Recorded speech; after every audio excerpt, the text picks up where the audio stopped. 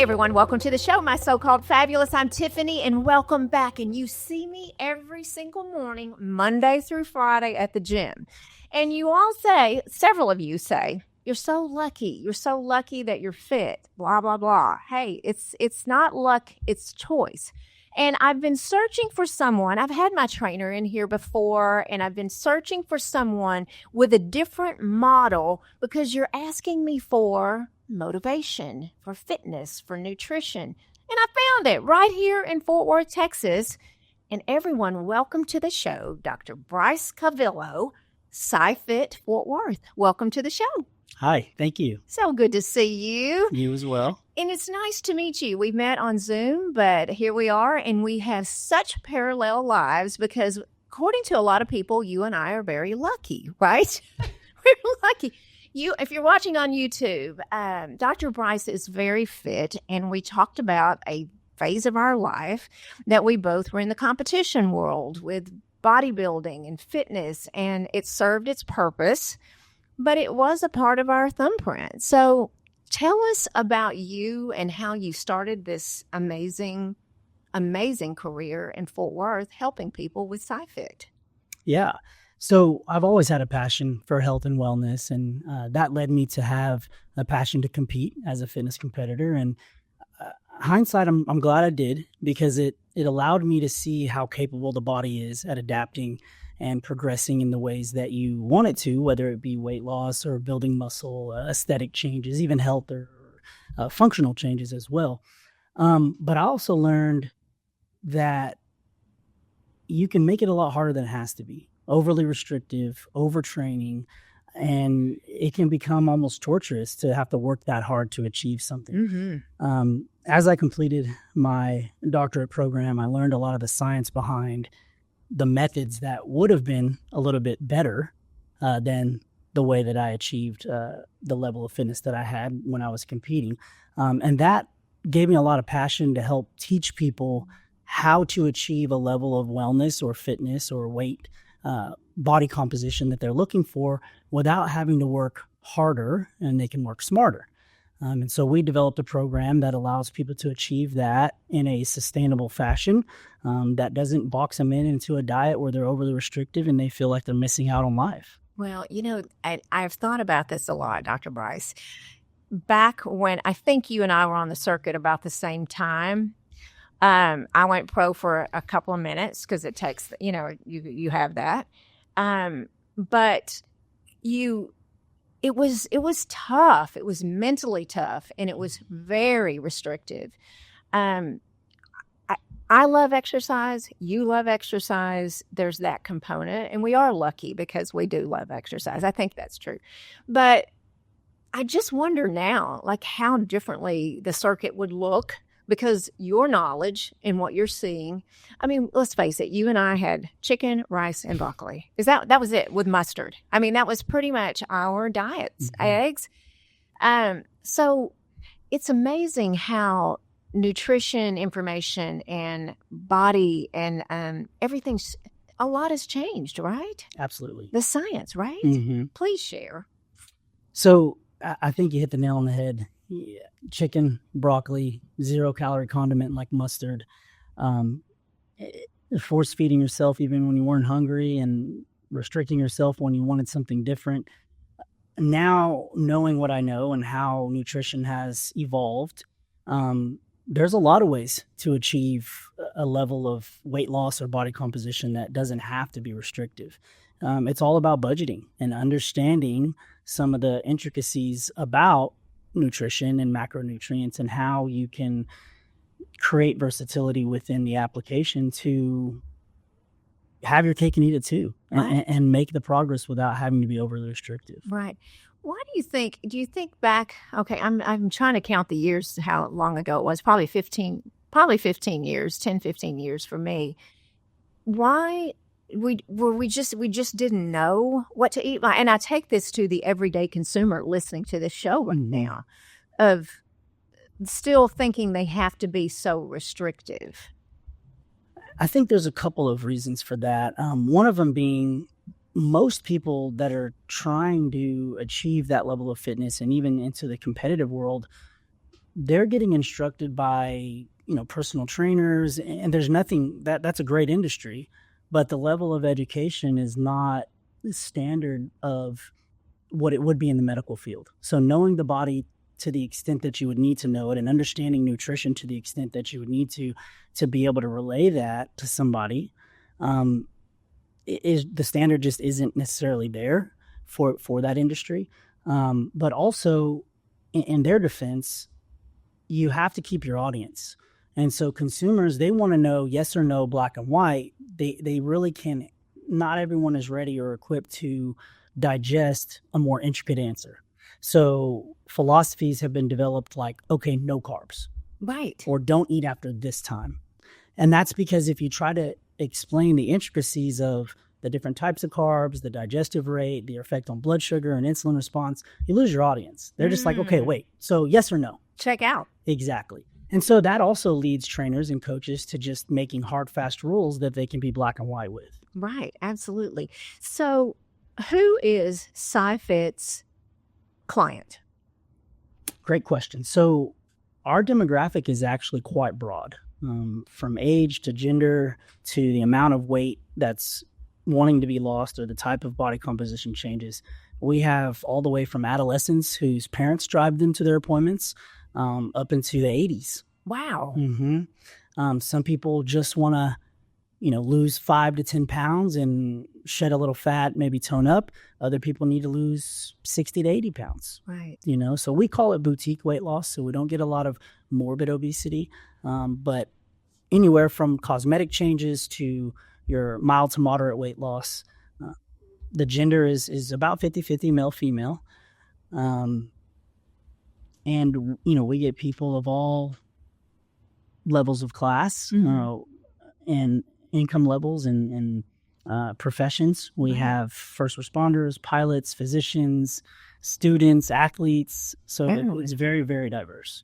So tell us what SciFit does, what you offer. I know what you offer, but tell everyone what you offer, because it's so interesting. And I love with your staff the amount of accountability. Okay. So what we've done is created a program. It's about 4 to 5 months in duration based on your specific needs. And they're weekly appointments. So you're coming in every week in person. They're 30 minutes in duration.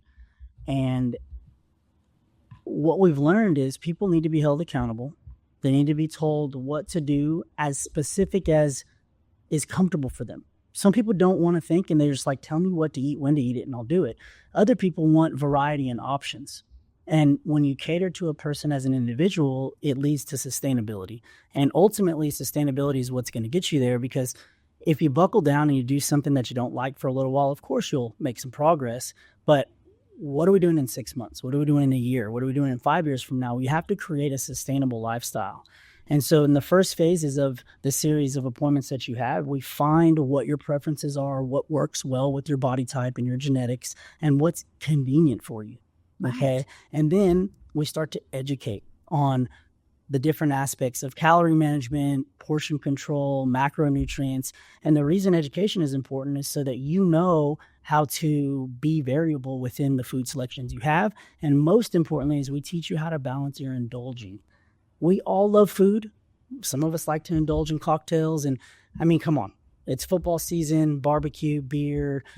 Every social event revolves around food. And you should be able to enjoy that as long as you budget it. Right. I mean, throughout the week, for sure. Right. I know. So, you mentioned the boutique weight loss, and I love that because it is a boutique. You are very hands-on with each client. I mean, everyone that walks in your door, even though you have a larger staff, right? You have how many people on staff? So there's a team of 4 of us. Okay. And then we have a couple of interns that do rotations in and out. But the core is myself, my business partner Angela. We created the business a little over 5 years ago, and over the last year and a half, we've grown, and we've hired some very credible staff, and now we have really good interns from great universities that come and they learn and they serve. And a lot of times they teach us because Right. they're in the trenches in the books, and they're teaching us the new stuff that they're learning, which is a blessing. Right. And, you and I were talking before the show about all of the new things that are just going on. Even we talked about food. I mean, weight loss. We're going to get into that with the shots. But we're going to talk about that. But we do. These young kids coming up from school, I call them kids, but young adults coming in from school that are teaching us the new things. It's just amazing.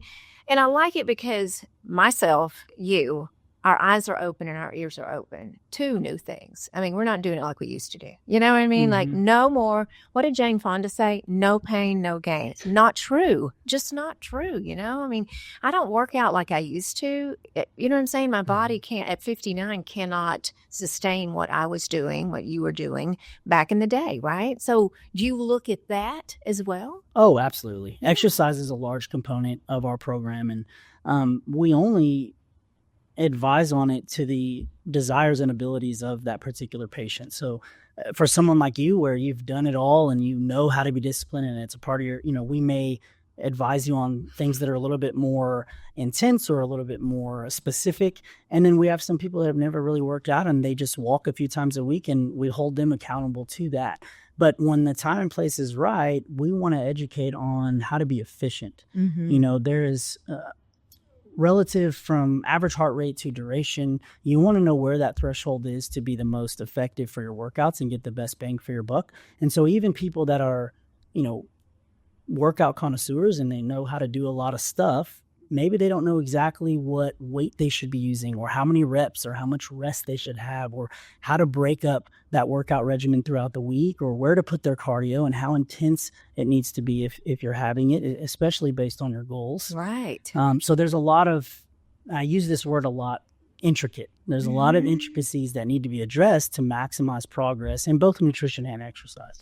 Well, what do you do? Because I do hear this from friends and family. I don't like to work out. I just don't. I don't know what to do. So how do you manage that? Because moving is necessary for our minds, our body, our joints, especially in the aging process. How do you manage that? Yeah, and that's a great question, Tiffany. You got to find something, and it doesn't necessarily have to be in the definition of what you would assume to be exercise. It doesn't have to be lifting weights. It doesn't have to be running. Pickleball is a big one. A lot of people love to play pickleball. It's fun. It's social. It doesn't require a ton of athleticism. Now, it can for some of the more serious, but it can be something fun to do. Other people like to walk their dog. You got to take them out to go to the bathroom anyways. Yeah. And so if you can walk your dog or just commit to doing it a little bit more structured and frequent than maybe you are used to. For other people that maybe have joint problems or they're a little more overweight and they can't handle a lot of impact, swimming is great. So for us, we just want to find something that they like, right? And we don't like to fight people. If you make something feel like an obligation, you're really unlikely to do it. So we try to find something that works well with them and their preferences, their schedule.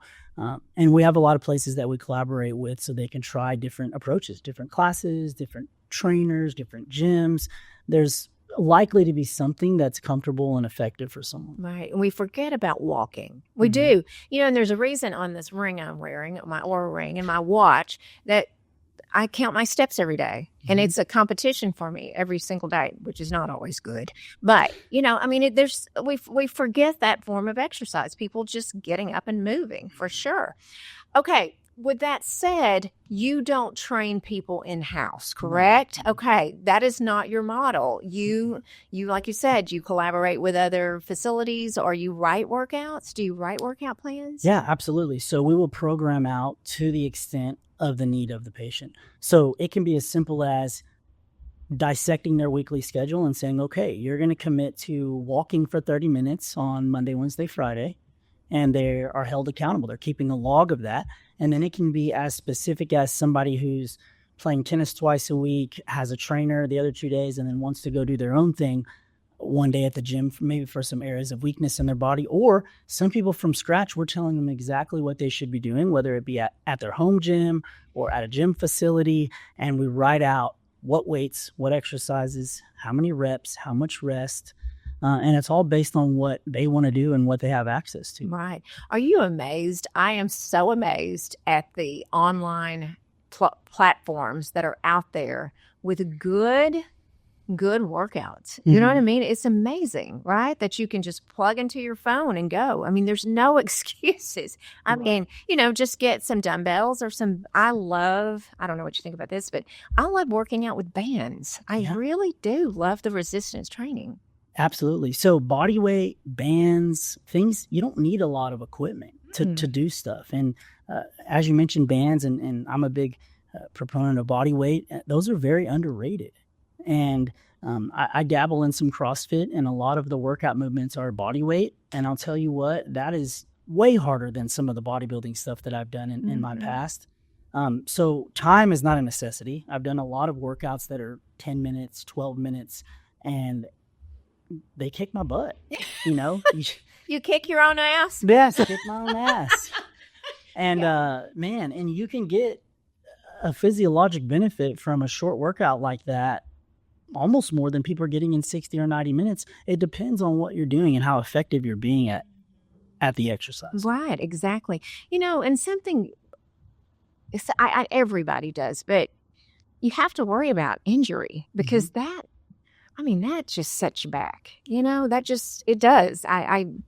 I was crazy one time, and I was pushing big tractor tires down the street, and I don't think I've ever recovered from that injury. You know what I mean? And I just, you know what I mean? But that was a lack of education on my behalf, thinking my body could do more than it could, in my 40s. So making sure that you guys are guiding everyone to not just go crazy. Absolutely. I'm glad you brought that up. And we've all been there, for us that have done resistance training or athletics, we've all pushed ourselves.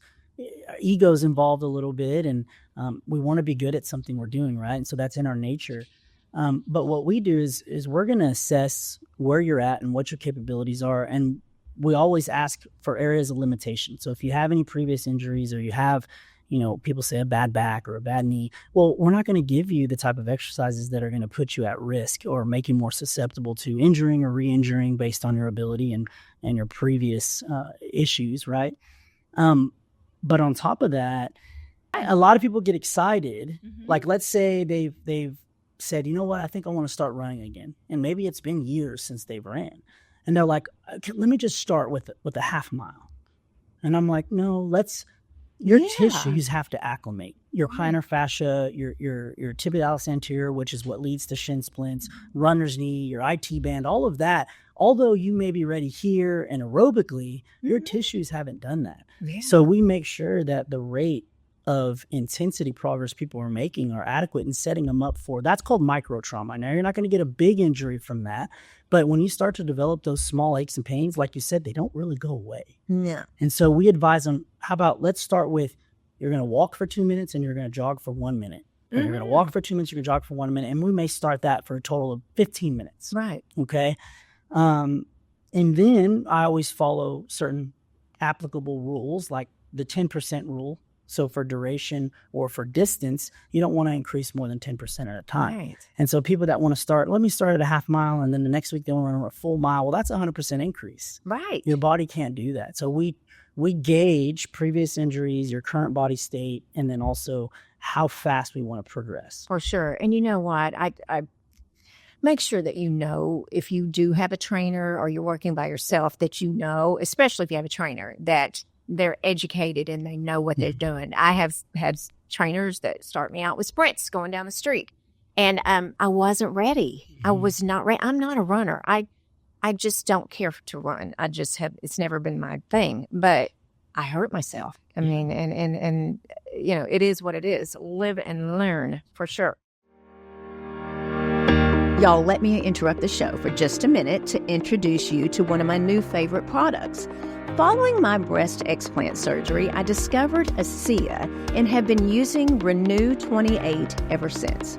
Seriously, I'm not sure how I ever lived without this product. The fabulous gel has helped fluff my breasts post-surgery, reduce the crepiness on my arms, tighten and smooth my face, and help heal a nasty scar on my daughter's foot. I'm serious, it's so fabulous. This will continue to be a staple in my home for sure. You will just love the youthful appearance it provides and the hydrated, smooth way your skin will feel. I love all the ASEA products I've tried, and I'm sure you will too. Learn more and shop at shopasea.com/Tiffany Blackmon. And again, that's shopasea.com/Tiffany Blackmon, or click the link in the show notes.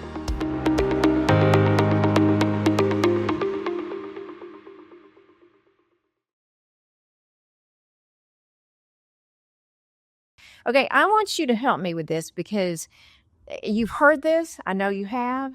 But I had someone in my life again say this to me the other day. They're like, I would like to work out. I don't want to lift weights because I don't want to get muscular like you. I don't want to get big like you. So just because he's looking off, I can tell he's a little frustrated with this question. Just because you lift weights is not going to make you big. Right? You're absolutely right. And I do have a funny analogy for that. Every time you get in your car and drive, you're not afraid to become a NASCAR driver, right? So I don't know why people think that if they lift weights, they're just going to get muscular. Right.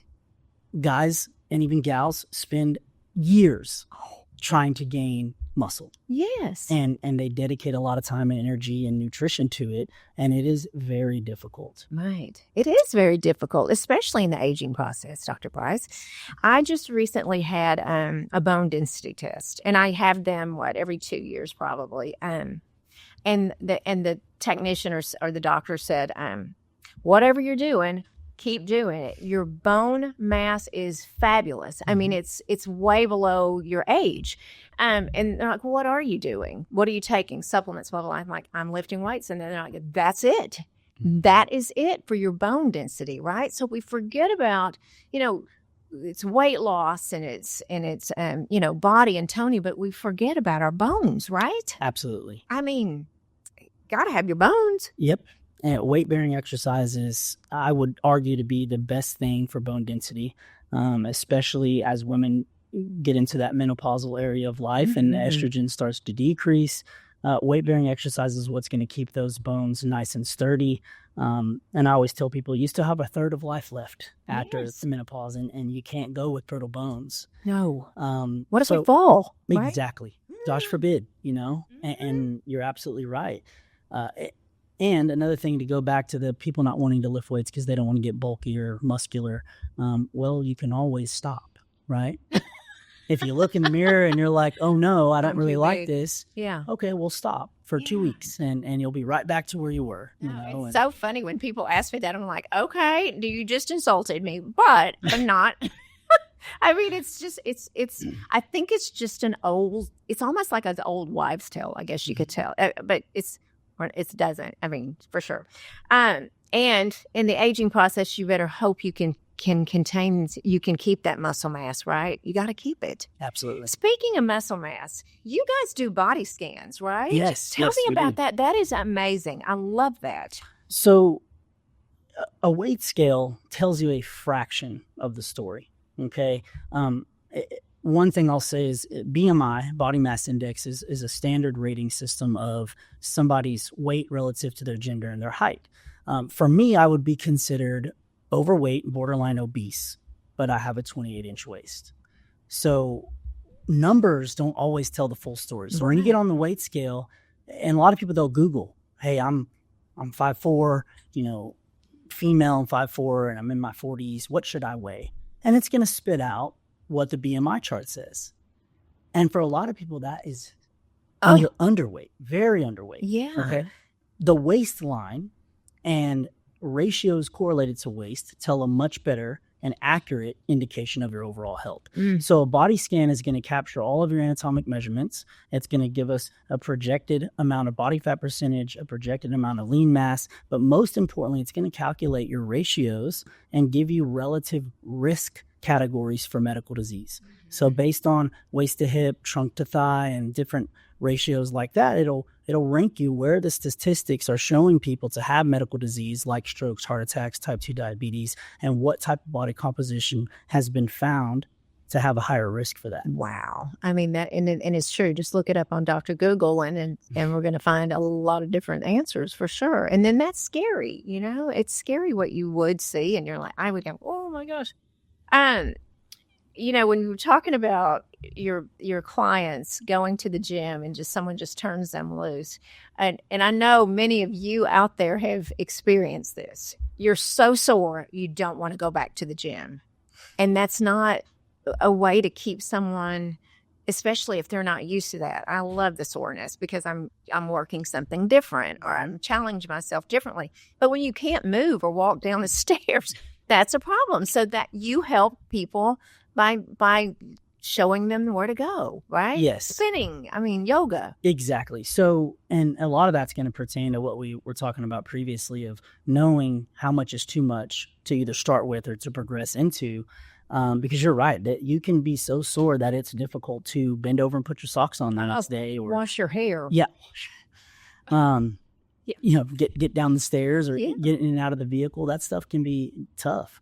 But I will say, yes, you're absolutely right. You have to gauge how much somebody is ready to jump into so that you're not in that boat. But on the other hand, you should be a little bit sore, right? And a lot of people, they're like, oh, well, I've been working out for, months now, and so I don't get sore anymore. That's like saying you're studying or you're reading and you're not learning anything new. Right. You should be giving yourself enough stimulus that your body adapts. And the only way you know that is if you're a little bit sore. Absolutely. So I like that you like to be sore because that means exactly. I love it. It's crazy, but I love it, Dr. Bryce. I do. Okay, so SciFit will help you with accountability, your diet, your nutrition, your workouts. You also help women like myself. I'm postmenopause, but the perimenopause as well. Young women with PCOS. Just how to regulate so much. Do you do food sensitivity tests? Yes, we do. I love that. I love that. That is such a key component as well, right? Absolutely. It's so necessary to know what works for you because almonds, there was a time I had to take almonds out. I was like, wait, they're good, right? Isn't that amazing? And then knowing what to substitute these foods with. It's one thing to have the information, but then another to consult on what to substitute. A lot of people don't know the difference between a food allergy and a food sensitivity. Food sensitivities aren't obvious. An allergy, you're going to have a reaction that you're not going to miss, right? Yeah, you'll know. Exactly. Food sensitivities, they have what we call a threshold, which means when they hit a certain point, then they manifest. And other stressors can vary the level of that threshold. So on a stressful week, maybe you're not sleeping as much, or you've got some emotional stress, or even a heavy workout week, physical stress, that threshold can be lowered. And then whatever food you may be sensitive to, it may trigger because of that threshold being lowered. And it manifests in a lot of different ways. It's not just tummy ache, constipation, diarrhea. It's the unknown, the brain fog, the headaches, the difficulty sleeping, difficulty losing that lower belly bloat that a lot of people struggle with. So it's very important. Yeah. I asked you, Dr. Bryce, about this because we're all talking about it. I'm listening because I'm in this world podcast and people are asking about the shots. And I have a lot of friends on them with success. And then I have some that there's not success. So you had, which when I did talk to you, I have to say, when we interviewed, I was a little surprised, I guess, because you said you are supporting people that would like to take that path, right? And tell us why. So the right people in the right application of utilizing these weight loss injections, it can be very applicable to help them develop the habits and the lifestyle that they need to have long-term overall health. What we don't do is allow somebody to use it as a crutch and continue to have a lifestyle that's full of poor food choices and lack of exercise. And unfortunately, a lot of people are utilizing it that way. For us, we implement it as a tool for people that are having some difficulty making good food choices. It kind of turns off what they call food noise, where our body is telling us, oh, I kind of need something, or I want something sweet or salty or crunchy. And it helps control that. And I think society knows a lot about that part of it, but what they don't know is behind the scenes, it gives us what I like to say is a physiologic reset of our digestive hormones and allows our body to process the calories and the carbs that we eat and utilize them as fuel rather than storing them and never getting to use them as fuel, which is why we're always chasing that satiety. We're chasing that fix because our body's hormones have been deteriorated through poor lifestyle over years. And so the injection, what it's designed to do is replenish the response of those hormones, and then you get the effects of how the body was designed to function. Right. And you don't need it long term. That can happen in a series of weeks and months. And once that physiologic reset has occurred and the discipline that's been created of being structured and budgeting your food, those are long-term, endless results, even after you discontinue these injections. So yes, we are open to it, but we are very specific on the type of person and application of who it's applicable for. Right. And so with the shots, you monitor your clients, and you and I both talked about it. And I don't know this firsthand. I'm just talking about friends that are not monitored, right? Or one size fits all. And we know that's in almost zero way of life, right? Yes. When something is in high demand, people will jump on a business model, and if you can give 1,000 people these peptides, weight loss injections, and not have to mess with them, you're giving them 1 to 2 months of a prescription at a time. Well, unfortunately, a lot of the industry is doing that. Yeah. And for us, it is very, very, very important to monitor the dose. You've heard horror stories of people ending up in the ER, or people losing so much muscle that their face begins to get droopy. They're losing collagen. They get a flat butt. Yeah. Nobody wants to see that, right?